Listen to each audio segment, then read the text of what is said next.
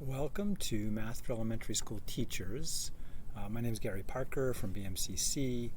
I teach most of my classes online sometimes, but I've resisted teaching this class online for years because I do a lot of hands-on stuff in the classroom, and it's just not the same experience online. Well, welcome to the year of COVID, where everything is online. So it's not fully online, however. There's some offline stuff you're going to have to do, and you need to connect with me every Monday and Wednesday from 3 to 4:40 for the class, and that's going to be through Zoom. And you can get to the Zoom links. I should probably add a link here, but right now it's in the syllabus. And there's a couple of Zoom links here to attend class Monday, Wednesday at 3:40, and let's blow this up. It's this Zoom link right here. If you want to do office hours with me, so just you and me in a chat, or me and a few people, then it's this link down here for my office hours. My office hours right now are Monday through Friday at 11 o'clock, or Monday and Wednesday right before our class, so at 2 o'clock. If you need another time, let me know, and we'll schedule something, and then this office hour link is what you use to get to me outside of class. But this is the during class link. If you try to click this link up here when class isn't going on, so outside of Monday, Wednesday, 3 to 4:40, no one's going to be there. And if you try to click this link outside of Monday through Friday at 11 or Monday, Wednesday at 2, unless something's pre-scheduled, then no one's going to be there. So if you need other appointments with me, check it out. My weekly calendar in Google Calendar is over here. Not much there yet, but I'll be filling that out. The course calendar, this is important, is over here.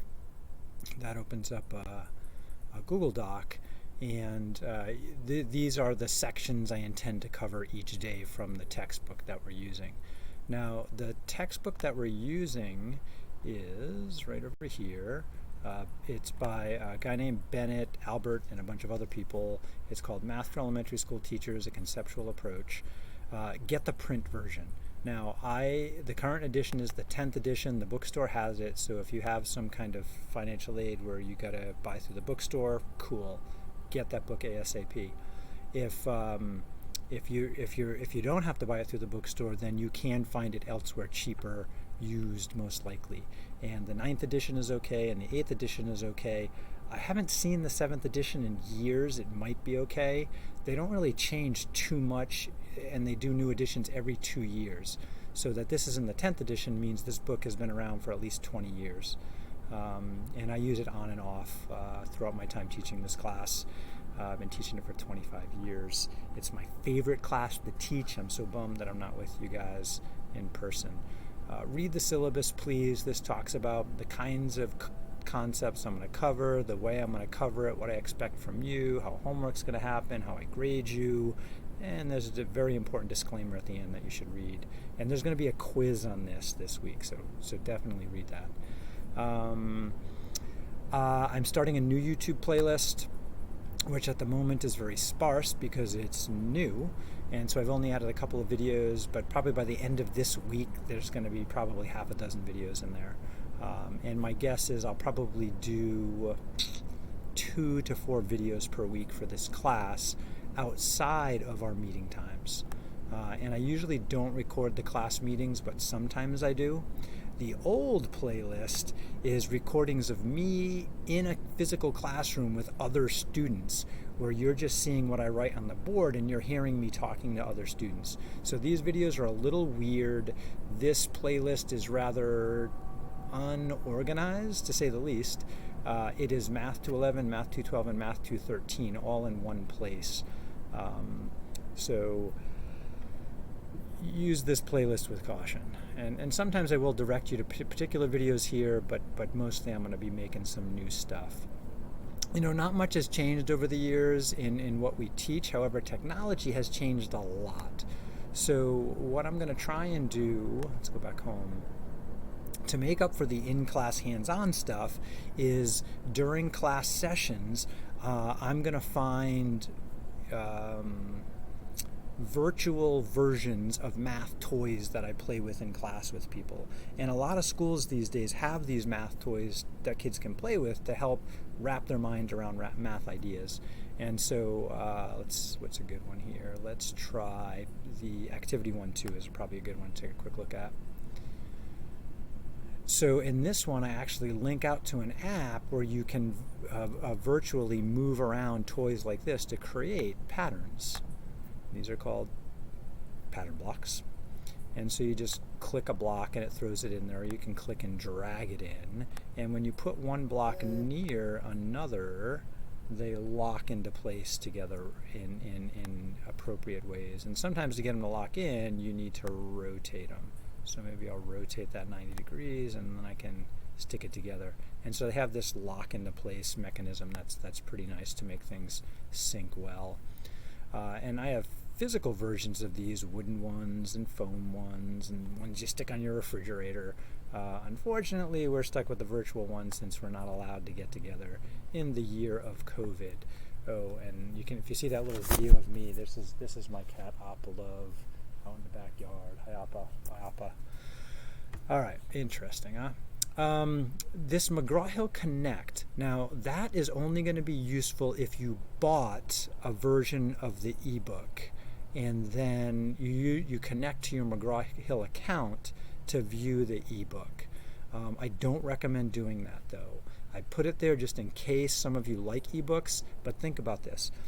Everything you're supposed to do in person is now online, so you're going to have like 2 to 5 times more screen time than you usually do, and that's not good for us, right? That means we're stuck in this, wherever our computer is. I highly recommend getting the print book. It's an excellent book to read when you want to go to sleep. So sleep is important too. So I put this link here in case you decide to get the ebook and connect to me, but otherwise I don't use McGraw-Hill Connect, which is an online homework system in addition to an ebook and a whole bunch of other stuff. I just don't like their system, but I do like their printed textbook. So you probably won't use that. Please get the print book. Please, please, please, please. Okay, so course runs from the home page pretty much, and at the top this will be filled out more. Again, I haven't taught this online before, but I will soon. This is an alternative free text from University of Hawaii. It's in development, so it's an okay text, but it's not good enough to use on its own, in my opinion, yet. Which is why I'm using this one. We have to pay anywhere from like $150 to $20, depending on which version and where we find it.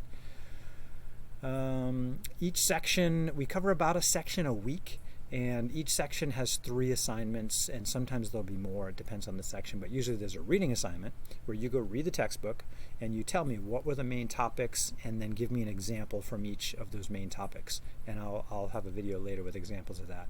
There's homework, and the homework are repeatable problems, and this one is about problem solving, so it's called problems, but down here this one's called patterns and the next one's called sets. But the homework are exercises that you get to repeat. And then there's activities. Activities are a bit more challenging. You get one shot at them. You put them on paper usually, but you could put it in like a Google Doc if you wanted to, and sometimes maybe a spreadsheet. And so I'll have videos on how to upload that kind of stuff available in the new playlist. But each section and so each week they'll and again, weeks now are kind of running like Wednesday to Wednesday because we're starting half a week early. We'll have a reading assignment, a repeatable homework assignment, and an activity assignment. And then same thing for next section. Reading assignment, homework assignment, activity.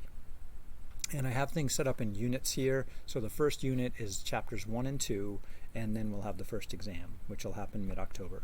And then the next one is chapter 3, which is a big chapter. And there's only 4 sections, but it's a lot of stuff in there. And that's going to take us up through November 18th. We'll have our second exam, and then the last thing we'll do is we're going to skip chapter 4 because I'm going to cover that in Math 212, and we'll take a look at integers, which are like positive and negative whole numbers, and then we'll have the final exam, which covers everything we've done before.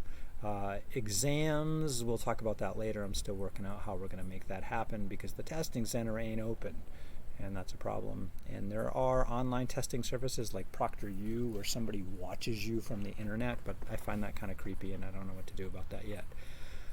Okay, what else can I say?